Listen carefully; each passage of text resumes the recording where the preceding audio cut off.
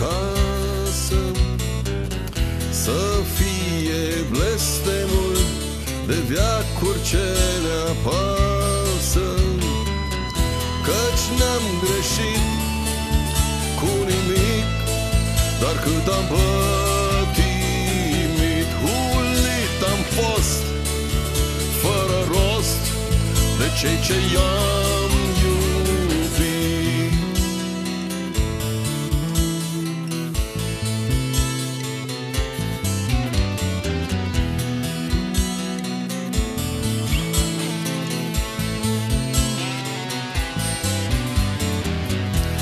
Apus peste apus, ce iute trece timpul și zorile s-au dus, ce rece bate vântul.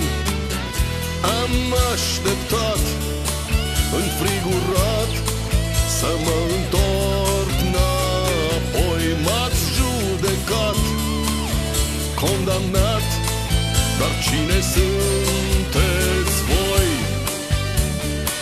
Căci timpul vostru s-a scurs în umbra marelui urs, dar ghearele v-au rămas în orice îmbrățișare. Astăzi doare sărutul pe obraz, dar dați-mi viața înapoi, ce-am risipit pentru voi.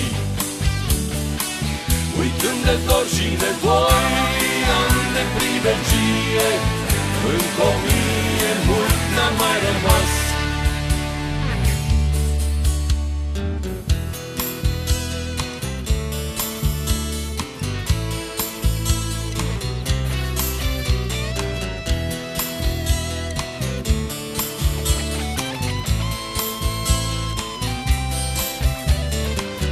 Căzut au frunzele, le-a risipit furtuna, unde speranțele n-a mai rămas niciuna.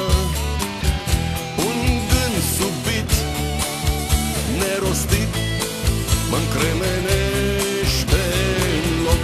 Ce-am așteptat, ce-am visat, nimic nu s-a schimbat. Dați-mi viața înapoi, ce-am risipit pentru voi. Uitând de dor și nevoi, prieteni de beție, dintr-o 1000 cât s-au mai rămas. Și timpul vostru s-a scurs la umbra marelui urs, dar ghearele v-au rămas în orice îmbrățișare. Astăzi doare sărutul pe obraz.